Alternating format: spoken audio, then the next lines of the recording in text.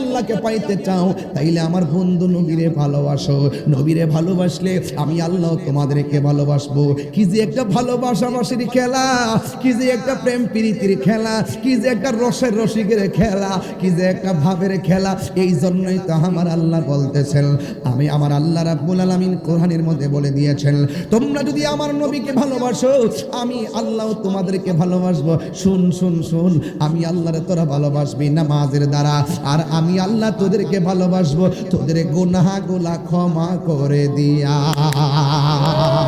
নবী আমার ডাকে উম্মত উম্মত উম্মত রে। কই উজুর পানি শেষ, উজু করে শেষ হয়ে গেছে। যেই ব্যক্তি উজু শেষ হওয়ার পর শ্বাস লাস্টের শরীর থেকে যেই পানির ফুটাটা পড়ে রে বাবা, ওই পানির ফুটার সাথে আমার আল্লাহ জীবনের গুনাহগুলা মাটিতে ফালায়া দেয়। এখানেই শুধু সীমাবদ্ধ না, আল্লাহ কয় আবাশিরিল্লাযিনা আমানু ওয়া আমিলুস সালিহাতি। আল্লাহ কয় যারা ঈমানদার এবং নেক আমল করে, আর যারা ঈমানদার নেক আমল করার মানুষে যারা ওযু করে, আমার নবী আপনার নবী বলেন যারা ওযুটা শেষ করে আসমানের দিকে তাকাইব, সুবহানাল্লাহ কয় না রে, আর জোরে কর না সুবহানাল্লাহ।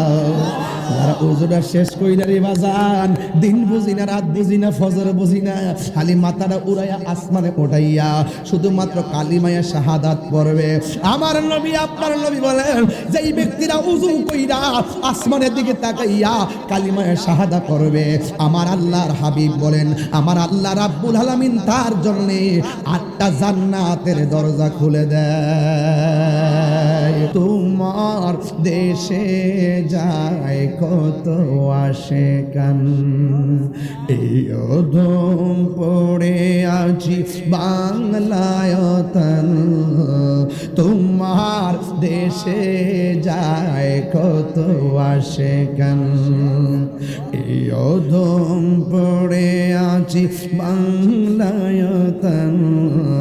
যেতে পারলাম না আমি দেশেতে তোমার, যেতে পারলাম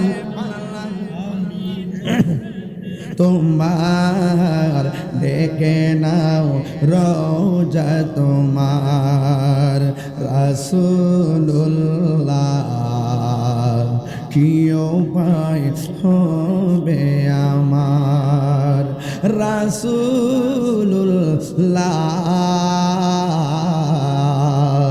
কি উপায়। মরণের চিঠি যখন আসবে আমার, কালিমার তালকিন দিও বারে বার। মরণের একটি করে কমাই দেন, কালিমার তালকিন দিও বারে বার। প্রাণ ভরে দেখব চেহারা তোমার, প্রাণ ভরে মার, ডেকে নাও রওজা তোমার রাসূলুল্লাহ। কি উপায় হবে আমার রাসূলুল্লাহ, কি উপায় হবে আমার রাসূলুল্লাহ, কি উপায় আলামিন। আলহামদুলিল্লাহ আলহামদুলিল্লাহি রাব্বিল আলামিন, খালিকিস সামাওয়াতি ওয়াল আরদিন। আসসালাতু ওয়াসসালামু আলা আশরাফিল আম্বিয়াই ওয়াল মুরসালিন,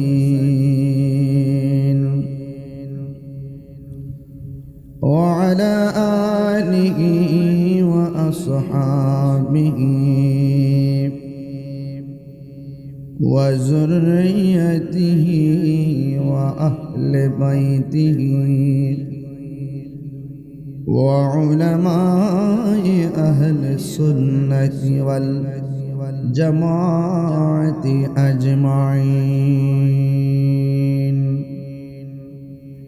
الذي أرسله بالحق بشيرا ونذيرا وداعيا إلى الله بإذنه وسراجا منيرا إن الله وملائكته يصلون على النبي يا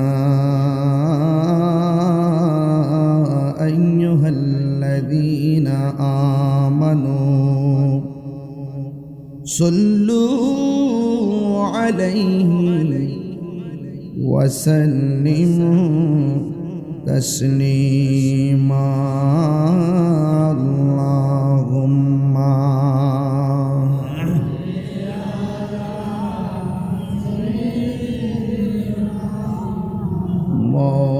مولانا محمد وعلى آل سيدنا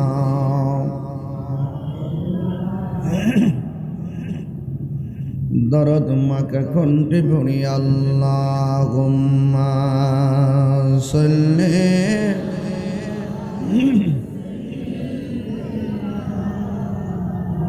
مولانا محمد وعلى آل سيدنا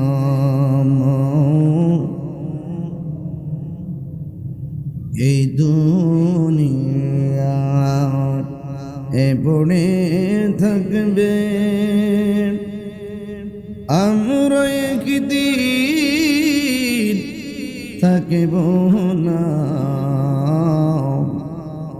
সবাই আমাদের ভুলে গেলেও নবী গো আপনি ভুলবেন না আল্লাহুম্মা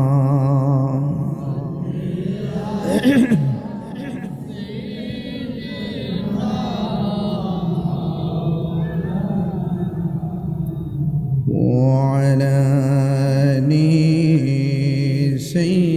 سيدنا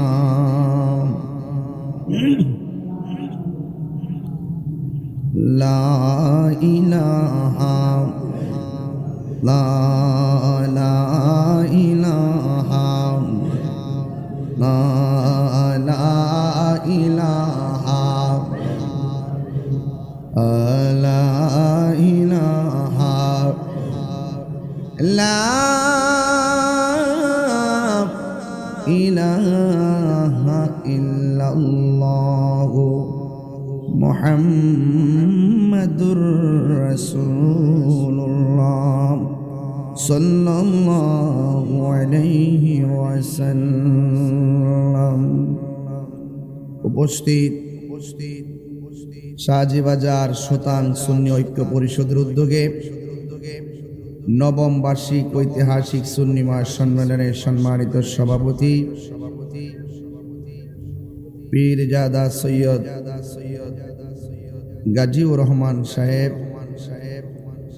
সহ সভাপতি খাদেম মোহাম্মদ ইউসুফুল্লাহ শাহ সাহেব ও জনাব মোহাম্মদ আসকির মিয়া সর্দার সাহেব, আজকের মাহফিলের সম্মানিত আলোচক পীর তরিকত হযরতুল আল্লাহ মাওলানা আব্দুর রহমান রেজভী আল কাদরী সাহেব, সুমধুর কণ্ঠের অধিকারী আল্লামা মুফতি মুজিবুর রহমান আল কাদরী সাহেব, বক্তব্য রেখেছেন সুমধুর কণ্ঠের অধিকারী স্নেহাস্পদ মাওলানা আমির হামজা আশিকি সাহেব, বক্তব্য রেখেছেন মাওলানা মুফতি সৈয়দ মুজাক্কির হোসেন কাদরী সাহেব, মাওলানা শফিকুল ইসলাম প্রধান সাহেব। মাহফিল পরিচালনায় শাহজিবাজার সুতাং ঐক্য পরিষদের সদস্যবৃন্দ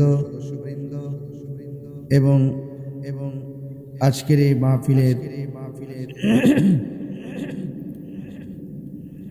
সংগঠনের সভাপতি জনাব মোহাম্মদ আব্বাস উদ্দিন তালুকদার সাহেব, সাধারণ সম্পাদক জনাব ফারুক মিয়া, অর্থ সম্পাদক গোলাম কিবরিয়া রায়হান, সার্বিক সহযোগিতায় এলাকাবাসী, সুপ্রিয় সুতাংবাসী, এই মাহফিলে আমি প্রতি বছর আসি।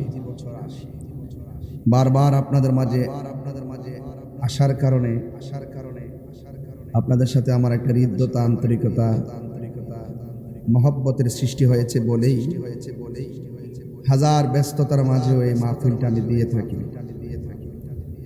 যে আল্লাহ রাব্বুল আলামিন আমাদের সকলকে মাহফিলে এনেছেন, শুকরিয়াতান পড়ুন আলহামদুলিল্লাহ। লাখ কোটি দরুদ ও সালাম ওই নবীর নূরানি কদম মুবারকে, যিনি হায়াতুন নবী, নূর নবী, গায়েবের খবর দেনেওয়ালা হুজুর নূর সাল্লাল্লাহু আলাইহি ওয়াসাল্লামের উম্মত হিসাবে আল্লাহ পাক আমাদের সকলকে মঞ্জুর করেছেন।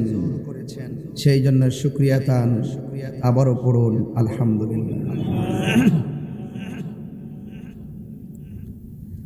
ইন্তেজামিয়া কমিটির পক্ষ থেকে আমাকে বিষয় দেওয়া হয়েছে ঈমানের পরিচিতি, সূরা বাকারার 284 নম্বর আয়াতের আলোকে তাফসীর পরিবেশন করার জন্য। যুগের চাহিদা অনুযায়ী, প্রেক্ষাপট ঘিরে এই বিষয়টি অত্যন্ত গুরুত্বপূর্ণ।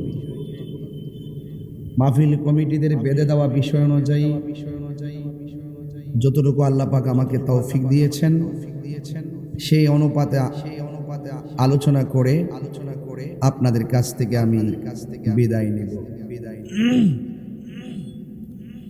সর্বপ্রথম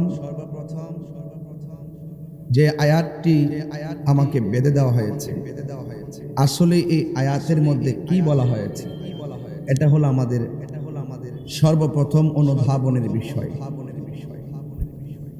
কোরআন কারীমের যতগুলা সূরা আছে, 100 কয়টা সূরা আছে?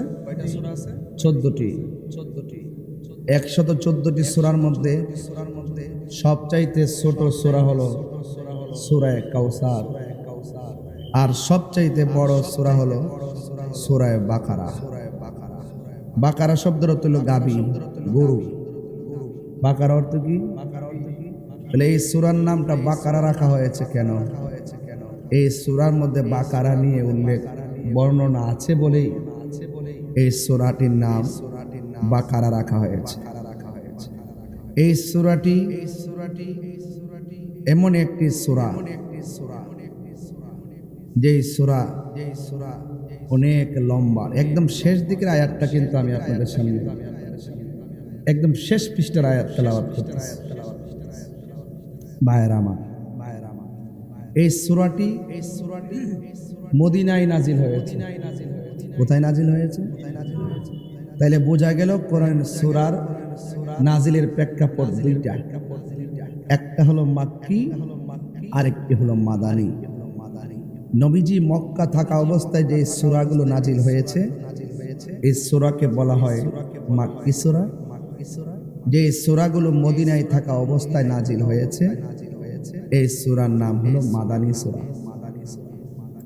পৃথিবীতে যত নবী রাসূল এসেছেন, তারা আসমানি কিতাব সহিফাগুলো নিতে যাইয়া আল্লাহ পাক এক একটা জায়গার কথা ঘোষণা করছে। হ্যাঁ মুসা, তুমি তুর পাহাড়ে আসো, তাওরাত নেওয়ার। সুবহানাল্লাহ বলবেন। এক এক নবীকে এক এক ভাবে আল্লাহ পাক এরিয়া বাইন্দা দিয়েছেন। আর আমার নবীর ক্ষেত্রে আল্লাহ বলছেন, জিবরাইল, আমার বন্ধু নবী যেথায় তুমি কোরআন নিয়ে যাবে সেথায়।